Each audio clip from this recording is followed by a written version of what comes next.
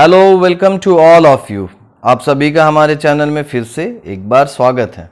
तो आज आप देख रहे हैं एटॉमिक रेडियस का लास्ट पार्ट हम लोग करने वाले हैं, वो भी इंपॉर्टेंट क्वेश्चंस के साथ। तो आज का वीडियो लेक्चर काफ़ी इंपॉर्टेंट होने वाला है, इसलिए वीडियो को अंत तक देखिए। और जो लोग अभी तक चैनल को सब्सक्राइब नहीं किए वो चैनल को सब्सक्राइब कर लें। तो चलिए, हम लोग आज का लेक्चर थोड़ा लंबा हो जाएगा, इसलिए जल्दी जल्दी फटाफट बिना टाइम वेस्ट किए तुरंत स्टार्ट करते हैं। तो सबसे पहले जैसे कि आप देख रहे हैं, एक क्वेश्चन यहां पर है सोडियम और सोडियम प्लस। तो साइज इसमें पूछेगा, साइज तो साइज किसका आएगा ज्यादा? तो कल ही हम लोग इस पर डिस्कस कर चुके हैं कि पेरेंट एटम, केटायन में पेरेंट एटम जो है, पेरेंट एटम ये है ना। तो पेरेंट एटम और केटायनिक फॉर्म में पेरेंट एटम का हमेशा हमेशा क्या होगा? बोलिए, एटॉमिक साइज ज्यादा होगा। तो यहां पर क्या आ जाएगा आंसर? Z बाई ई को देखते हुए चलिए इसको हम और एक्सप्लेन कर लेते हैं Z बाई ई से, है ना। तो साइज किसका ज्यादा हो गया? सोडियम का। चूंकि Z बाई ई अगर देखा जाए, Z बाई ई देखा जाए तो Z कितना है सोडियम का? 11 होता है। इसमें भी चूंकि एक इलेक्ट्रॉन निकला है ना, फिर भी Z तो हमेशा फिक्स होता है। Z मतलब एटॉमिक नंबर, तो एटॉमिक नंबर इसका भी 11 है। इलेक्ट्रॉन इसमें कितना है? 281 मींस 11 है, और इसमें इलेक्ट्रॉन कितना हो जाएगा? 28 बस, क्योंकि एक इलेक्ट्रॉन निकल चुका है। तो ये हो गया 11 बाई 11, मतलब Z बाई ई 1 है और इसमें 1.1 है। तो Z बाई ई किसका ज्यादा हो गया? Z इफेक्टिव किसका ज्यादा हो गया? Z इफेक्टिव इसका ज्यादा हो गया। तो साइज जाहिर सी बात है किसका ज्यादा हो जाएगा? इसका ज्यादा हो जाएगा। समझ में आ रहा है?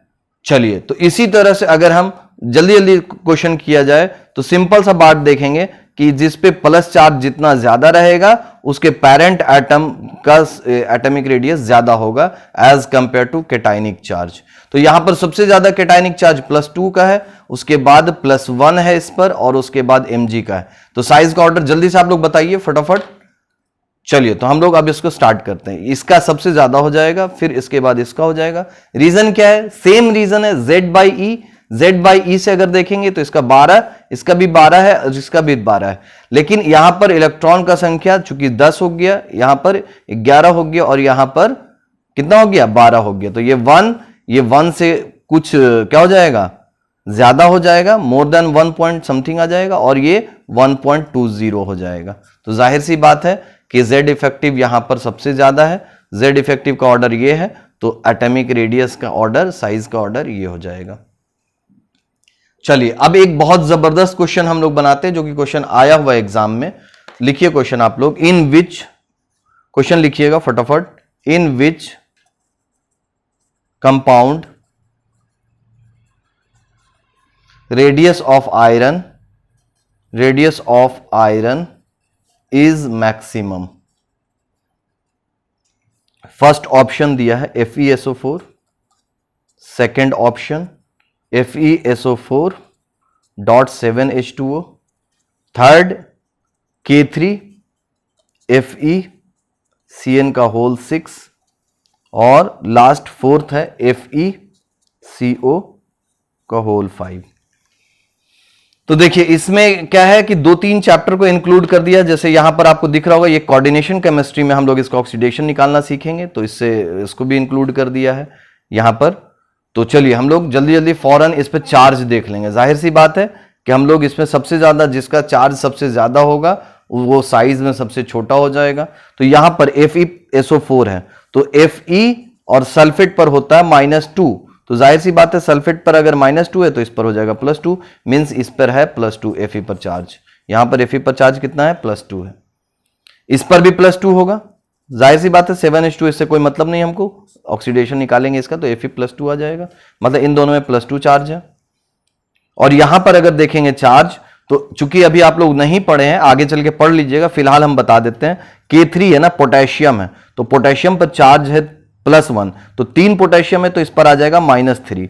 तो इसको लिखेंगे हम, इसका निकालना है तो X है ना, और प्लस एक साइनाइड का होता है -1, तो 6 साइनाइड है तो -6 हो जाएगा, और इज इक्वल टू, चूंकि इस पर चार्ज माइनस दे दिया तो -3 हो जाएगा। तो x बराबर x -6 बराबर -3, तो x बराबर हो जाएगा, क्या हो जाएगा जल्दी बताइए? +3।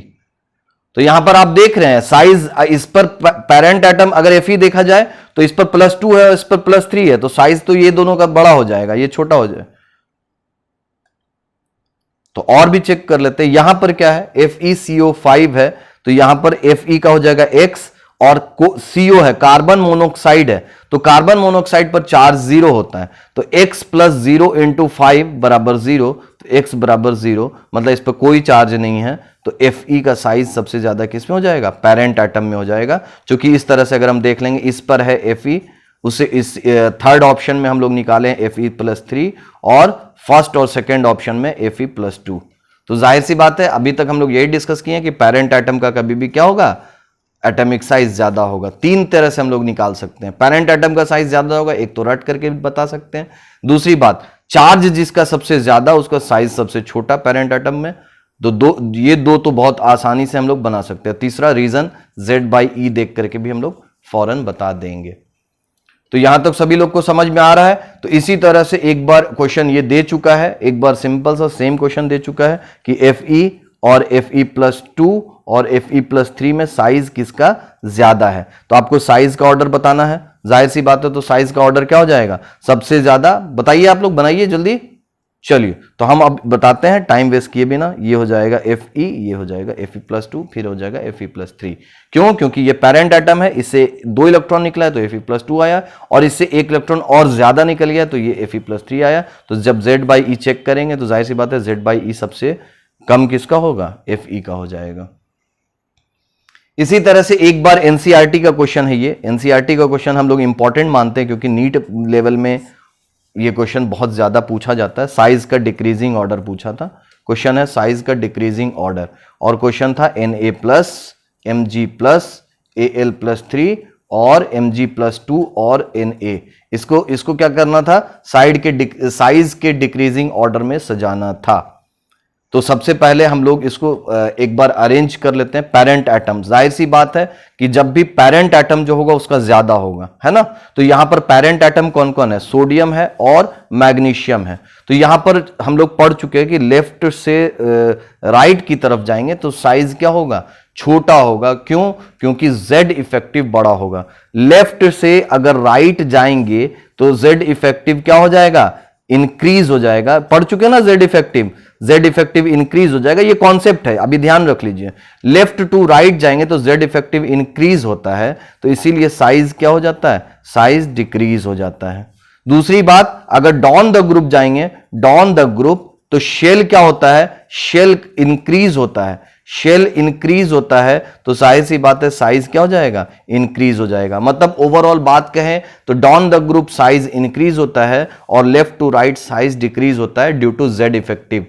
यहां पर Z इफेक्टिव कांस्टेंट होता है, Z डाउन द ग्रुप में हम Z इफेक्टिव पढ़ चुके हैं, आप लोग पिछले वीडियो को देख सकते हैं, बहुत ही अच्छा कॉन्सेप्ट से पढ़े, इसलिए आप लोग उस लेक्चर को भी देख लीजिए।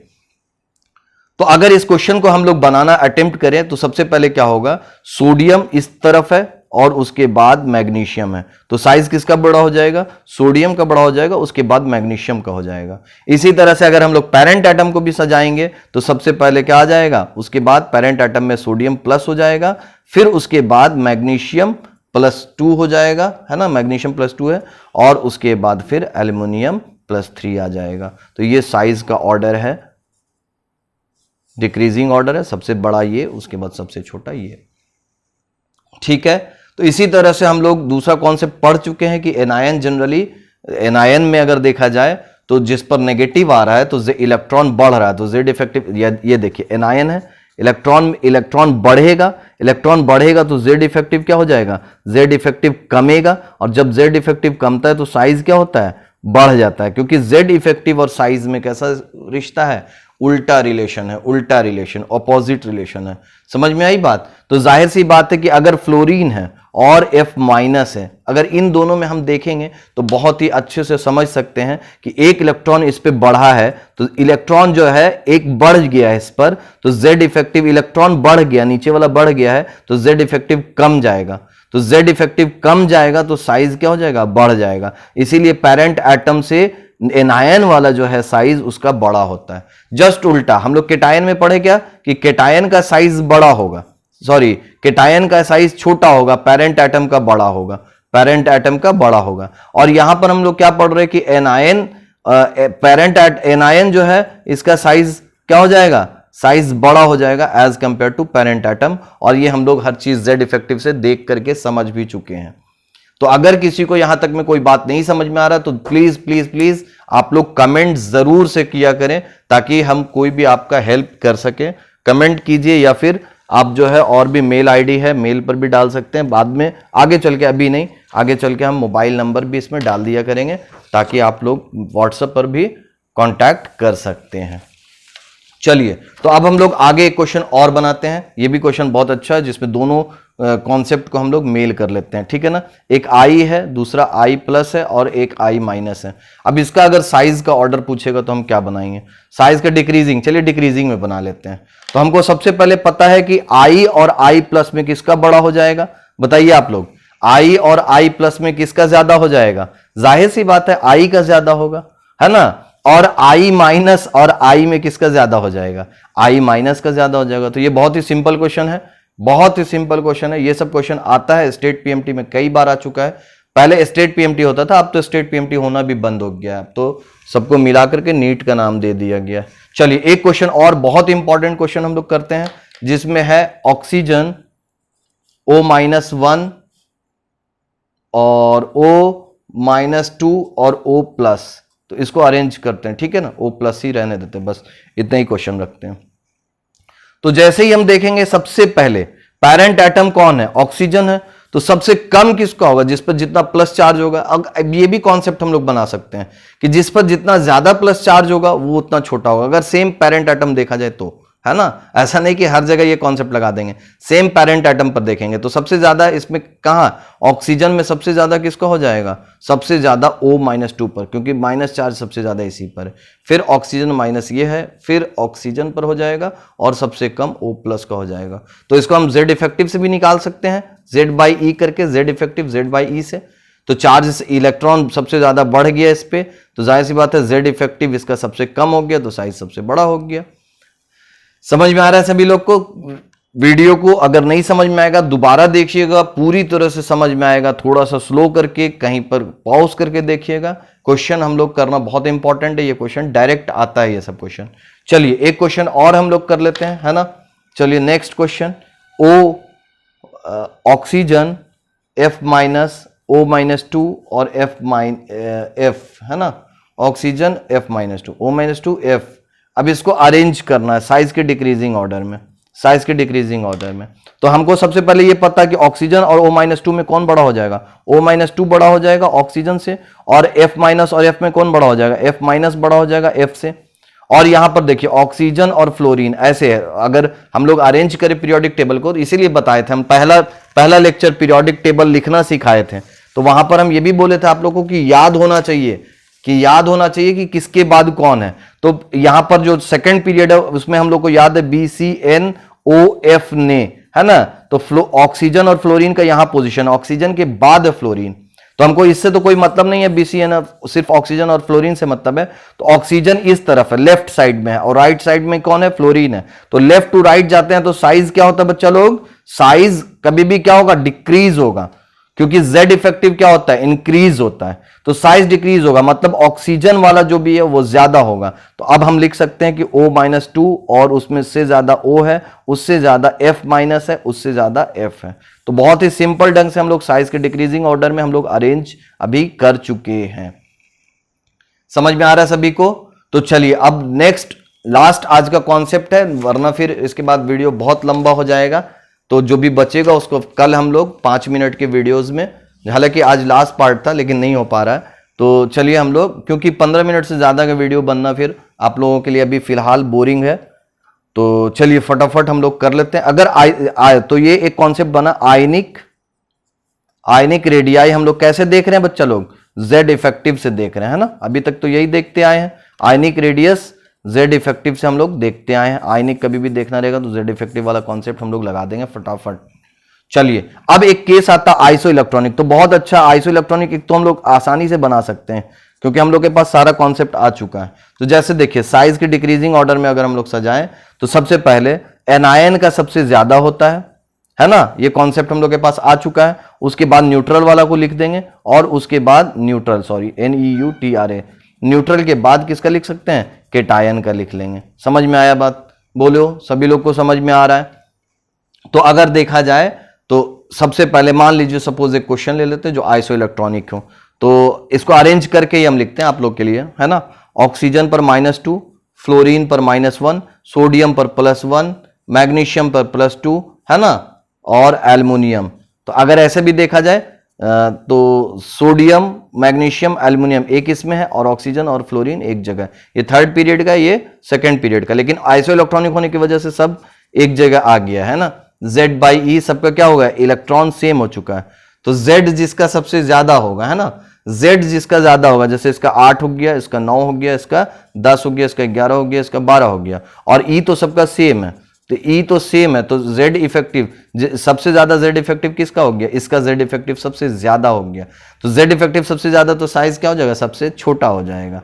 तो ये Z इफेक्टिव से भी कर लिए। दूसरी बात, हम लोग एक कॉन्सेप्ट भी बना चुके हैं कि एनायन का हमेशा ज्यादा होगा आइसो इलेक्ट्रॉनिक में। तो एनायन सबसे ज्यादा बड़ा एनायन कौन है, सब आइसो इलेक्ट्रॉनिक होना चाहिए। ये कॉन्सेप्ट आइसो इलेक्ट्रॉनिक के लिए ही यूज करेंगे। बच्चों लोग ध्यान दीजिएगा, यहां पर आप लोग पढ़ते टाइम सब कुछ को क्या करते हैं, मिला देते हैं। तो बात जहां पर जो बोली जा रही है उसको ध्यान से सुनिए, समझिए, याद रखने की कोशिश कीजिए। एनायन, न्यूट्रल और केटायन में सबसे ज्यादा किसका हो जाएगा, एनायन का हो जाएगा, उसके बाद न्यूट्रल का, तब केटायन का। उसी फॉर्म में हम अरेंज भी कर चुके हैं।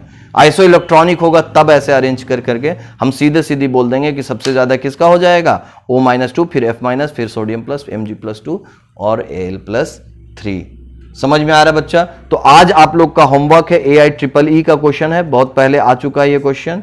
आप लोग अरेंज कीजिएगा, Cl- Ca+2, है ना, P-3, K+ और S-2। तो अगले लेक्चर में इसका डिक्रीजिंग साइज के डिक्रीजिंग ऑर्डर में आप लोग इसको अरेंज कीजिएगा। तो अगले लेक्चर में हम लोग इसको सॉल्व करेंगे और भी 1-2 क्वेश्चन करके कुछ कॉन्सेप्ट के साथ। कल ये 15 मिनट के लेक्चर में कंफर्म है, चांसेस है कि ये कंप्लीट हो जाएगा। थोड़ा सा लंबा टॉपिक है, उसके बाद हम लोग कोशिश करेंगे कि थोड़ा और लंबा लंबा वीडियोस बनाए। ठीक है, तो आज के लिए इतना ही। Okay, thank you so much.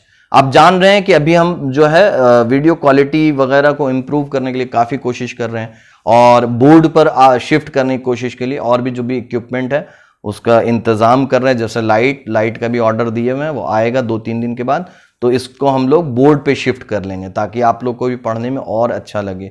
तो आज के लिए इतना ही। Thank you so much. Channel को सब्सक्राइब करना बिल्कुल नहीं भूलिएगा। अगर आप लोग को ये वीडियो अच्छा लग रहा है और समझ में आ रहा है तो प्लीज़ चैनल को सब्सक्राइब कर लीजिए, वरना नहीं समझ में आ रहा है तब तो फिर कोई बात ही नहीं है। Okay, thank you so much.